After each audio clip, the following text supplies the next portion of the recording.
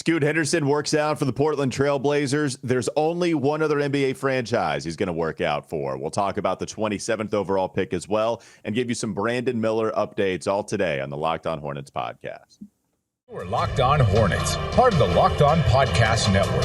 Your team every day. In a minute, cuz we live.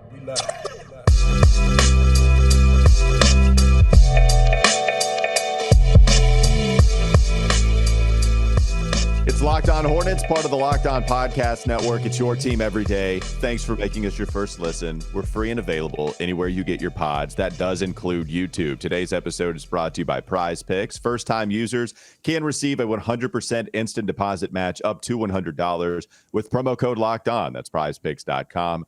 Promo code Locked On. That's also Doug Branson. Catch his work on his Substack and his website, everyhornetsboxscore.com. And you can listen to me on the radio weekly, every weekday from 12 to 3 on Sports Radio 92.7 WFNZ. Did you see the video, Doug? I know you saw it. How happy were you about the video? What video? Well, the Scoot Henderson video. Yeah, that video. Out. There's only one something happened with your radio station or something. I'm like, did you meet Scoot? Did you meet Brandon? What? No. I saw the video. I'm super excited to talk about it. I do have an announcement though. Right. I have a big announcement. Okay. If you're ready for it. So, and you know it's big too. When Scoot has his first workout, he told you he's only going to work out for one other NBA franchise. But all that needs to step aside just for a moment because you do have this major announcement. What is it, Doug? What's your announcement? The announcement is that the Locked On Hornets podcast will be broadcasting live during the draft. You can catch it on our YouTube channel, youtube.com/Locked On Hornets podcast. We have some accommodations, some live studio accommodations that we have acquired in Charlotte. That's right. I will be in Charlotte, North Carolina for the Hornets when they make that pick at number 2. We're going to be broadcasting for, I think, I want to go an hour before the draft, I think, and then an hour after the draft starts. So we'll take you through the second pick. And then, of course, the next day we will recap it all, 27th pick, all the second round picks and stuff like that. We'll recap that the next day. But huge stuff. It's going to be a fun time. I know David Walker's going to be involved. You're going to be involved. I'm working on Nada. Nada and I are texting right now. We are in heated negotiations trying to acquire Nada's talent for draft night. So it's going to be a good time to hang out with the gang. All right. So Doug is in Charlotte. That'll be fun. We'll have a live show for you a couple of hours. I don't know how much I'm going to be involved, by the way, because I think I've got some WFNZ obligations. That's right. What it sounds like you've decided who's more important. That's right. And my big boy paycheck did as well. And so they're pulling the strings on that one. But if we're going to do this an hour beforehand, then perhaps I do 2 segments off the rip and then leave in the first half of the show, something like that. So this is an announcement to me too, for everybody wondering. Like I didn't know what this announcement was. He said, I've got an announcement too I'm going to make. I was like, do we want to lead with it? I was like, okay, yeah, that's fine. I didn't want to say anything until I knew for sure that we had gotten the studio accommodations. This is going to be a big deal, folks. This is going to look good. This is going to sound good. We're super excited about it. We'll be in Charlotte, and I'm stoked. All right, there you go. So that's the announcement. We have an NBA live draft show for you. That'll be a lot of fun. Of course, June 22nd, when we all find out if Brandon Miller or Scoot Henderson will be the pick. And we saw him work out for the Portland Trailblazers, Doug. They put out the hype video as well. The team released this video. We got to see him dunk. We got to see him in some PNR action, kicking out to the corner. We got to see him hit, I believe, 4 3-pointers in a row is how many I counted. 4 is all I need to be tantalized by the one, Scoot Henderson. What did you make of this workout video? And the fact that he said he'll be working out for Charlotte. He confirmed he only has one more workout, only working out for the Charlotte Hornets after Portland. And that'll be it, Doug. What'd you make of all of it? Well, he said, I think I have one more in Charlotte. So it was kind of he said, I think, but that's okay. I think it's reported too. Like we know it's reported as well. He's definitely going to work out for Charlotte. And he's made that decision that, hey, I'm only going to work out for Charlotte and Portland. And I think that's an interesting decision because if he does indeed fall to 3, it's not a guarantee that Portland will make this pick. In fact, I think that Portland releasing this video is not just to get fans of Portland excited about the idea of Scoot Henderson. I think it's also, essentially kind of putting out a little tantalizing video for maybe some other teams that may be interested in trading up for Scoot Henderson. But, Scoot could have gone into this process and said, there's an opportunity with the second and third team in this draft having their point guard position already pretty secure in Dame Lillard and LaMelo Ball, that there might be the likelihood that this pick 2 or 3 could get traded. So I should go work out for other teams that might trade for this pick. But instead, Scoot said that he's only going to work out for Charlotte and Portland. And I think part of that is, as a prospect, I think there's this idea that you don't want to even lend credence to the idea that you could fall past 3. So, hey, I'm not going to work out for 4, 5, 6, 7, 8. I know it's 2 or 3, and that's what I'm going to hold on to. And so it's an interesting decision and leaving a little bit of mystery out for some of those teams that may want to trade up to 2 or 3 to get Scoot. Yeah, and I understand the decision entirely. To me, I just don't see any reasonable way that he falls to number 4. It makes sense that Scoot would want to work out for only number 2 and number 3 with Charlotte and Portland. I know they have both guard opportunities with Damian Lillard, with LaMelo Ball, with, multiple guard backcourt opportunities is what I'm saying. But I don't think Portland would pass on that. Maybe Charlotte would with Brandon, but we'll see. And what's interesting to me, Doug, is that Sam Vecini has talked about, and Jonathan Givony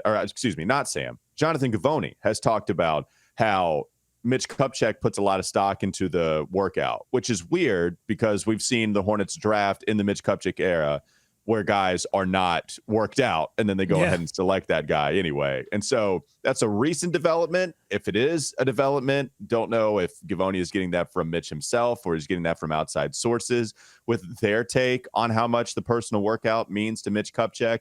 We do know that it's going to happen. Hornets will release a video, you would imagine, as well, and we'll see exactly how that compares to what Portland released. Well, I think it's mattered, maybe not to the first round selections that Mitch has had necessarily, but to some of the later picks that the Hornets have had, especially in the second round. Like a lot of the guys that they end up taking in the second round are not huge surprises. They are guys that, have had connections to the Carolinas before in the Martin twins, or have, worked out for the team. So I think it is important. But look, if a guy's not going to work out for you, especially where the Hornets have traditionally drafted in that sort of 10 to 12 to 13 range, like then when you're near the bottom of the lottery like that, guys can sort of use positioning tactics at that point to say, look, I'm not going to work out for Charlotte because I really want to be taking 8. So then you've got no choice. But the Hornets are in the catbird seat right now at number 2. Scoot doesn't have much of a choice but to work out for Charlotte. Brandon Miller wants to work out for Charlotte. I think what's going to be interesting, do the Hornets release any kind of video of a workout with Scoot Henderson, or are they just going to keep everything? They don't want to give any kind of indication as to Scoot or Miller. We've been putting a lot of attention on Brandon Miller's interview that's going to happen on June 10th, but with the mono that he had, I guess after the season concluded, after the tournament, and coming in to the combine, I guess underweight or out of shape was the sort of language that was used. Will we see him work out? Will that matter? Is that going to move the needle for teams? Or teams going to go, look, you got to chalk up. He's had a rough start to the offseason. This workout, you can't make solid judgments about it. So many questions up in the air. It's going to be a tough situation for Charlotte to try to figure out. And I know we've got more on Brandon later in the show. Well, yeah, and last thing on Scoot, I guess I did just kind of say that assuming that they'd release a video. I guess you're right. It's not 100% certain. We do know that Charlotte likes to be a little bit secretive. They'll release videos of other prospects, though. So maybe it doesn't. You had one other thing. Well, yeah, I mean, look, if they're only going to work out Scoot and they're going to interview Brandon and not work him out, like if I were the team, I would not release video of Scoot, because then you're telegraphing a little bit, I think. So I think Charlotte benefits from keeping things mysterious from a trade the pick standpoint. You want to keep all of that leverage as possible. Whereas Portland, I think because they have Dame Lillard, and everyone sort of knows what their situation is, that they're kind of on the fence about which way this franchise is going to go. And they've been, I think, more open about the idea of trading that pick. I think they're a little bit in a better position to release a video like that. And also an interesting quote from this that I had down in the rundown is that they asked him about, fitting with Dame, because Portland's gone down this road before. They've had CJ McCollum with Dame. They've had Simons now with Dame. And his quote is great here. He said, "Those guys have different games than me. Anywhere I go, I think I can fit in. I can do a lot of things on the floor, and I think that's the beauty about me and the beauty about being Scoot Henderson. I'm going to give 110% every time. I'm an attacker. I'm a facilitator, and I can do a lot of things on the floor. I think I can fit in anywhere." He also said that he has younger legs than Dame. I mean, like Scoot is so uber confident. And to go out and say, look, draft me. I'm not CJ McCollum. I'm not Simons. My game is totally different. I just love Scoot. Oh, yeah. Well, he said, I forget what he said about Steph Curry. He said, this is what it was. It was during the Combine interview with him. Zach Lowe was up there alongside Malika Andrews. And he said, yeah, Steph Curry can help me, and I can help him in some ways. So there was the one thing he said. But then he also what else was it that he said about just being uber confident in himself? It was something about Damian Lillard too, to that effect, where he was saying he's got a dog in him too. Like, yeah, he's a dog too, like me. Like Dame's like me in that regard, which is just funny. Well, yeah, goodness gracious. I was gonna say something. Well, go ahead. You got another thing. You got another thing that you wanted to say? Well, just that I think that Charlotte would be a better place than Portland for that kind of attitude. Charlotte needs that kind of attitude. There's no one else in the locker room that has that kind of attitude. Whereas I think you would conflict with Dame. A lot of people have been focusing on the conflicts between LaMelo's game on the court and Scoot's game on the court. But to me, there would be no conflict in the leadership role, because LaMelo has not come in and taken that immediately. He's not taken the reins of the team. And you've almost had Terry Rozier in this weird way say I'm handing him the keys. I'm handing him the keys. But LaMelo has not gone and said, hey, I'm the leader of this team. 100%. It's me. Let's go. And maybe he will. Maybe next season when he's fully healthy and he says, look, this is my team now. I'm taking them to the playoffs. Maybe that's the thing. I just Scoot, if he comes in, is going to say that. We'll see if it is Scoot or if it's Brandon Miller. I did have some finishing thoughts coming up next on the Locked On Hornets podcast. Finish him. Don't go to sleep on the Hornets just yet. We'll talk a little bit more about Scoot, number 27, because the Hornets have quite a bit of picks to go through here in the NBA draft. And then we'll also give you some Brandon Miller updates a little bit later on. This episode is brought to you by PrizePicks. It's a fantasy sports website or app where you can pick 2 to 6 players. And if they score more or less than their PrizePicks projection, you can win up to 25 times your money on any entry. There's no competing against other people. It's just you versus the projections available.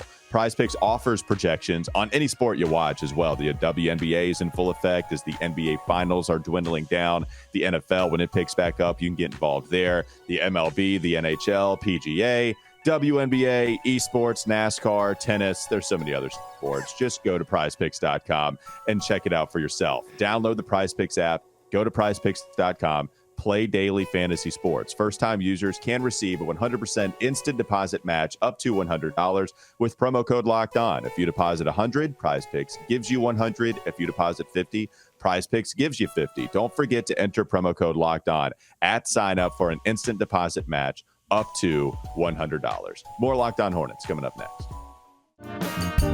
This is Locked On Hornets. I'm a fantastic Googler. I'm bad at logging in. If they were to do sort of a scouting report of me and my ability to use the internet. Todd. Yeah. Excellent Googler, not a very good guy that's logging in. Very good at interrupting the host anytime he's trying to go on a rant. It's time for more of the Locked On Hornets podcast. So people were losing their mind over the Scoot Henderson video. Everybody loved it. Goodness gracious, he's super athletic. So what I thought of the video, yes, super athletic, awesome. I don't know if it's the differentiator between other hype videos that I've seen with other prospects. As much as I love Scoot, I don't know if I'm looking at, oh my God, this is boom. Like, it's just it's a fun hype video. Here's the thing that I take notice of more than anything, and it's not all that different from his playing days, like just watching game film, but he looks even bigger than he did when we were talking about him being a linebacker, even during his actual playing the games. Like that guy, Doug, I was trying to think about it just in a brief moment during the first segment. Is there another guard as yoked as that guy in the NBA?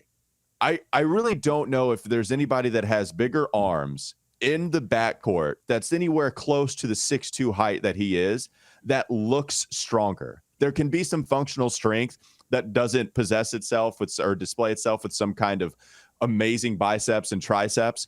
Like, I just don't know if there's anybody that looks as strong and as jacked as Scoot Henderson in the backcourt. I can't think of anyone. No, I think, that's where the Russell Westbrook and who is leaner, I think, and then Bledsoe. Oh, yeah. I've seen some Eric Bledsoe. I mean, you get a little bit of that like stocky. Bledsoe's that's the one. And I was thinking about Bledsoe too. Jamal Murray's big, and he kind of got bigger as he went on in the NBA, but I mean, he's not jacked like that. He's just he's even 6'5", so he's like even taller than what Scoot is too. No, Scoot's a tank, and I think just a tank. Like, he's just a tank is what he is. No, he's a unit, and he is. He's like this used to be a Twitter thing, a Twitter meme where it would be like retweet this, and for every 1,000 retweets, I'll make this building get taller or something, and it would go into outer space. Oh, right. And I feel that way about Scoot. Every time I see this man, he gets bigger and bigger, and he's just going to be in outer space at some point. No, I was super excited by the video, knowing that Portland's going to be very careful about what they're releasing here. You're not getting to see, you're getting to see what they want you to see, just like any team. Portland's no different in that respect. So you're not, if Scoot missed a bunch of 3-point shots, it's funny because you're starting to think like, wait, they only showed 4. Well, why didn't you show 5? 4 is such a weird number. If it was 3, that would be a little bit understandable. Why you 4? Go 5? Yes, that's like a arbitrary yet understandable number. Why only 4? That was weird. And so maybe you know what? I'm asking more questions now about Scoot. Now I've opened it up to Brandon. Well, this is what the draft period does to you. It makes you, and especially for the sickos out there, it makes you even more sick because everything confuses you. Nothing makes sense. No one knows anything. I was listening to a podcast with Fran Fraschilla, and he came on and said essentially what I said, which was nobody knows anything.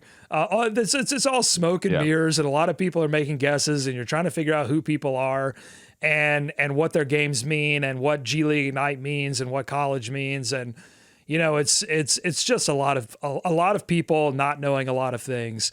And it can do things to people's mentals. So just take care of yourself out there. I just want to apologize to Walker in that first segment. I was just super excited about Scoots. And, I felt like you had a lot of things to say, and I was just burying you, and I apologize. No. I just want to just get that out there. I want our relationship, to be one of honesty and trust. And I'm sorry. I forgive you. I would still select you number 2 overall. Number 1, you got to choose Wemby, and you can understand that. But I'd still take you over Scoot and over Brandon Miller. Scoot's got to be. If I could crawl into Scoot's brain, I feel like I would find a little bit of disappointment because you probably at some point in time, he talked about this in his post-workout availability that, someone asked him, like, why are you so confident? He's like, look, my family's been hyping me up for a long time. There had to be a point in time in which Scoot Henderson believed, I'm going to be the number 1 pick in the draft. Holy bleep. Yeah. And then along came this freak of nature out of France and stole that away from him, coming out in the same year that he was going to make himself available. And so then you go, all right, well, fine. I'm the 2nd overall pick. There's still a lot to be had. I'm still going to be a Hall of Fame player. I'm going to be awesome. No big deal. And then the lottery comes along, and 2 and 3 are occupied by teams who already have a point guard. So despite the fact that he's been very vocal about the idea that he can fit in that scheme, I'm sure if you injected him with a little truth serum, that he would say, yeah, I'd probably rather be on a team where I can just fully dominate, like a Detroit which has Cade Cunningham, but really that guy's probably better shooting guard, or a Houston who just needs anybody. I'm sure he would, in his heart of hearts, want that to happen more so. Yeah, 100%. But it is nice to hear that Scoot is willing to play whatever, like go with LaMelo, go Damian. He wants to be number 2. We know that. He's not going to be number 27. There's no way he falls that late. We know that for sure, Doug. So let's talk about some of the prospects that do fall to 27. When you look at some of the guys there, they've been working out quite a bit of prospects. So they're starting to get right in the middle of all of that. Julian Strother, Omax Prosper, a large contingent, a large amount of people talked about Omax Prosper winning the NBA draft combine. He was excellent up there in Chicago. They worked out Marcus Sasser. They worked out some local guys, Tyree Appleby, Leaky Black. If you are some ACC fans out there, Hunter Tyson from Clemson had a good year. But those first 3 names are some of the names to really point to for number 27. What have you made of the group that they've worked out? And do you want to just take like the whole home run approach here at 27, or do you want to get somebody that you feel great about contributing earlier rather than later, instead of getting one of these project picks that they've had in a Kai Jones, even a JT Thor to some degree, and James Bouknight, even though that might be unplanned? Yeah, I think at this point in the process, as I'm looking at big boards and mock drafts develop, it seems like a lot of the big swing opportunities are floating up the draft. One that I had my eye on that I was super excited about if this player would have stayed down in the late 20s range was Koulibaly, who was Wemby's teammate with the Mets in France. And it looks like now Wasserman has reported that there's a team that has promised Koulibaly a pick in the lottery. You've got Wemby helping him out, saying that Right. This guy should be essentially the quote was, this guy's being viewed as a top 10 pick. He should be viewed as a top 5 pick. And so, it's a good year to be Wemby's friend. I'll just say that. I don't know who's promising Koulibaly what, but I don't think he makes it to 27. So then I think if you're going to keep the pick, you should value somebody that can be a solid contributor. I think it should be someone that can contribute more on the defensive end of the floor. That's why I would love Prosper to be the pick here, because I think he's somebody that's good enough offensively. Like, there are some shooting concerns. There's some handling concerns. Offensively, he's not going to jump off the page. But defensively, he's exactly what I've called for before this draft ever got kicked off.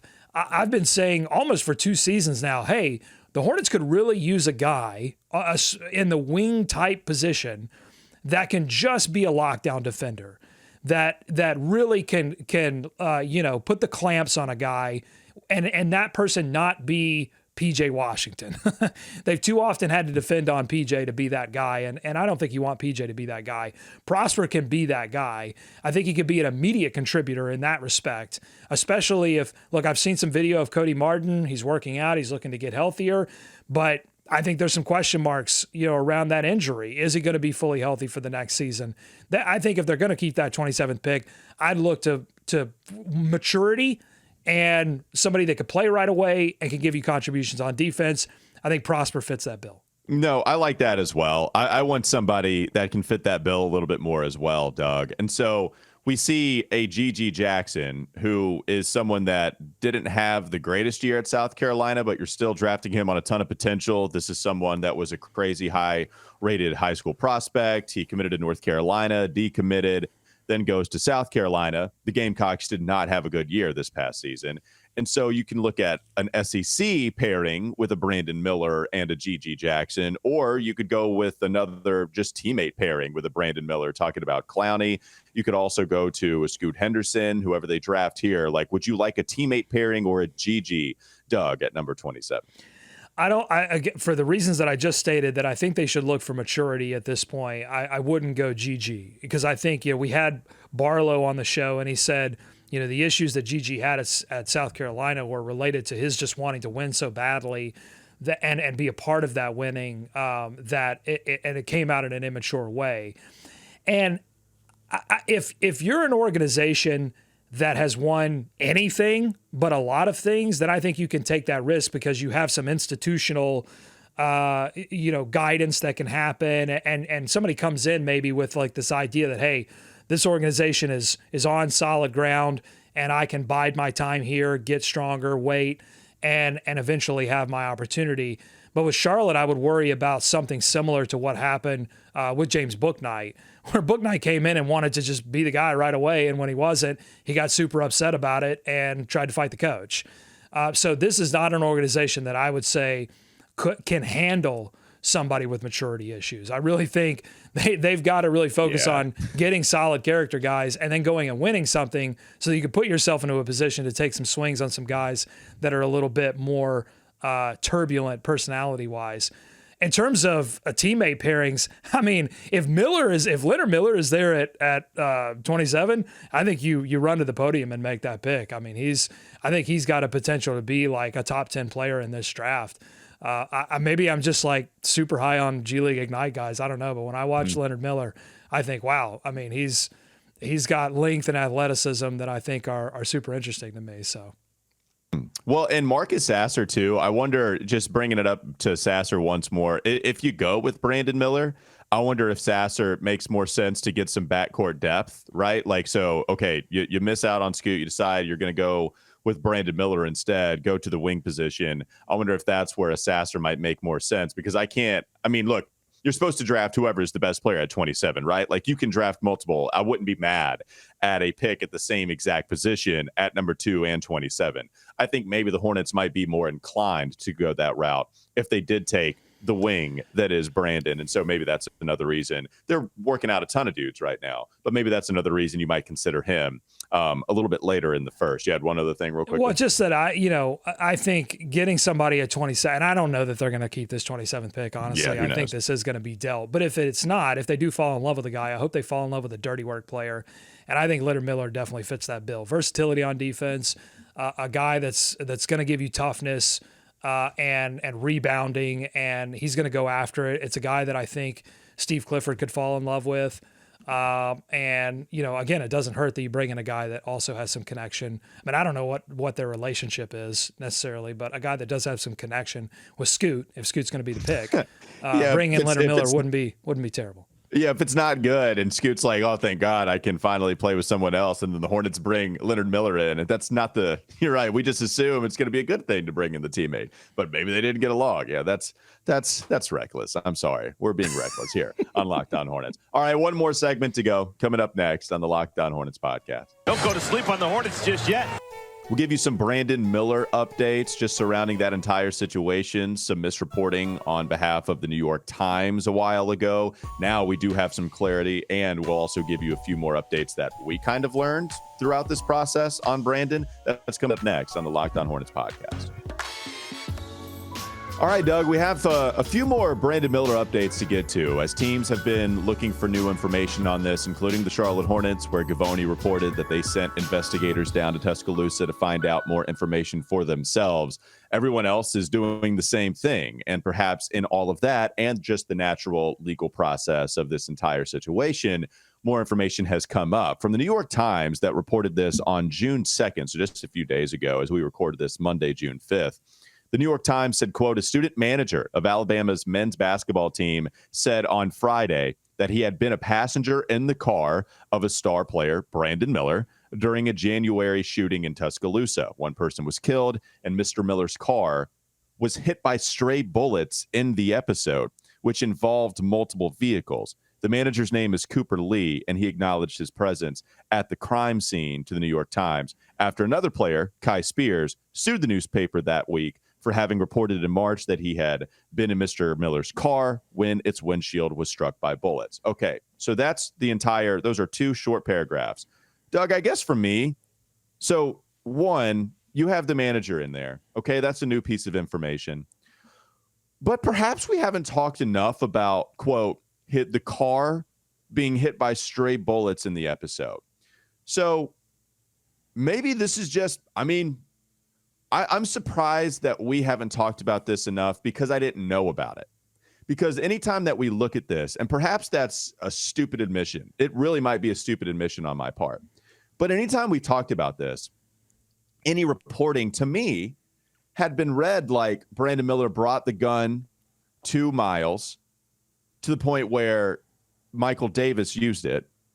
And then he left as soon as he brought the gun, and then maybe the shooting, the murder happened as he was driving back or whatever, right? I guess I just didn't know that the incident occurred, very soon after he brought the gun, and he fled with his car being hit by stray bullets. To me, that was a little jarring. I don't know where you stand on some of this.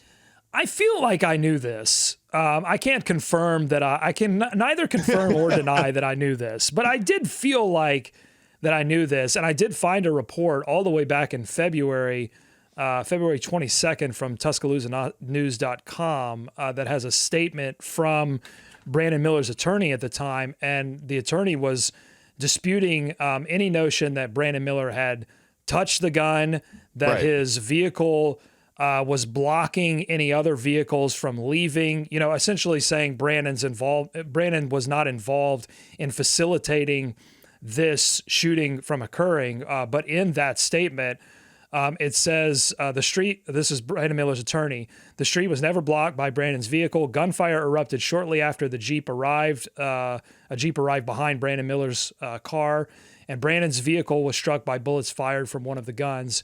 Brandon quickly left the area when gunfire erupted. As soon as he was notified that someone had been injured and the police wished to speak to him, he has fully cooperated with law enforcement's investigation.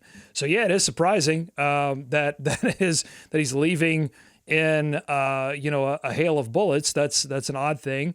I think for me, this new reporting from the New York Times, where they are correcting old reporting after getting sued, and then all of a sudden this new person, Cooper Lee, enters the fray and says, "Yep, I was in the car too."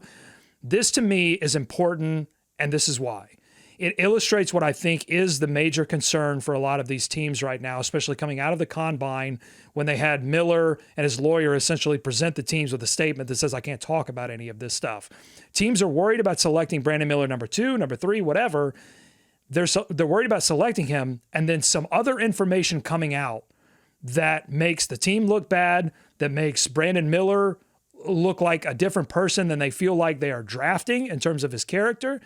And so this new piece of information, this Cooper Lee information, is just an example of how this story continues to develop. And teams have to ask themselves, is it worth investing all of this in a story that could develop in a way that really changes the whole calculus, of who you think you're drafting? Well, and so it's a good point, because now we have new information on this. It just kind of leaves your eyebrows raised a little bit, like, okay, what other information is going to come out on this, which is your point. Here's my thing. And again, it is a little bit of an embarrassing point on my part, because I've been someone that's been talking about this incident on this podcast. I've been someone talking about it on radio, and I just didn't know that it was that soon.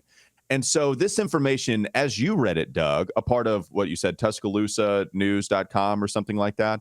That's the publication that you found it on. Mm-hmm. So this actually adds a little bit of a different element to me, because in that reporting that you read, it read that as soon as he was contacted by the police, he fully cooperated, which is great. Fully cooperate. You check that box off. But also, Doug, it's not the best look if your car gets hit by stray bullets, multiple bullets, and you don't go report anything yourself, right? When you do have something to the point where you are bringing a weapon to a situation, and then it is not reported that you are the one that sought out any kind of authorities in order to relay information, and they were the ones to reach out to you in order to get this. Like, I'm not saying, if I put myself in that situation, I could put myself as just a scared kid, knowing that I'm a part of an Alabama basketball team, that I'm actually really bleeping good, and that I'm going to get drafted in the top at least 5 at the time. And I don't want to throw my life away. What's going on? I can put myself in those shoes and think, man, that's got to be really scary. It also it doesn't mean that he needs to go to jail. I'm not saying that there's anything crazy new from this. It is still criminally the same extent. He is not criminally involved, and nor, from the information that we have right now, nor do I think he should be. I don't want anybody to get this twisted to what I'm saying. This does add another element of very poor decision making that I think has been upped a little bit. If that's true, right? I will put this under the caveat of him of saying if he didn't go to authorities before he had to be contacted about this, I do think that's a problem. Now, if he went himself and said, "Hey, look, fine," right? And I'm glad that he was forthcoming in any information that he did have at the time.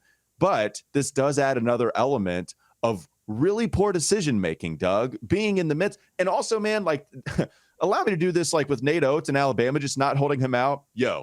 That's always been egregious. But now it's even more egregious, even just for the health of Brandon Miller. Like, dog, you were just in a situation where you were shot at. How about we chill for a little bit, even if it's just for your mental health? And I'm serious about that. If you don't think Brandon Miller should be arrested, cool, there's nothing to arrest him on right now. Totally understand it. But just for himself, Bama, like, let him chill for a second, because that's got to be tough, man. Yeah, this adds a different element to me, Doug. Oh, look, no Miami Heat 2-3 zone's going to scare this guy. I mean, he's faced down Wow, that's true. a hail of gunfire. I mean, I'm not trying to make light of this situation. It's just, I mean, if you're the team, you've got to figure out. And it's almost, as I say this, I'm like, man, it seems impossible to try to figure this out. But you have to do your best to figure out, is Brandon Miller somebody that was totally wrong guy at the wrong time, didn't know what he was getting himself into, and just, really circumstances didn't go his way? Or are you dealing with somebody that really kind of wants to be part of these situations for whatever reason, and you may be on the verge of drafting the next Ja Morant situation, where a guy just continually puts himself in situations that distract from the overall goal, which for any top 3 pick, I would say, should be, hey, I want to be the best player out of this draft. I have the potential to be the best player out of this draft. Mm-hmm. I'm being drafted by a team wanting me to be the best player in this draft. And so all the focus needs to be there. That's what this team has to figure out. And June 10th, 5 days away, they're going to interview him, and we'll see what happens. Yeah, we'll talk more about it as more updates come out. I guess maybe even a few months before we actually talk about it. Maybe that's what happens too. It's the Locked On Hornets podcast, a part of the Locked On Podcast Network, your team every day. We appreciate you for making us your first listen. Now make your second listen game to game NBA. Every moment, every top performance, every result. Locked On Game to Game covers every game from across the league with local analysis that only Locked On can deliver. Follow Game to Game on Locked On NBA, available on the Odyssey app, YouTube, and wherever you get your podcast. Have a great rest of your day. We'll be back with you tomorrow.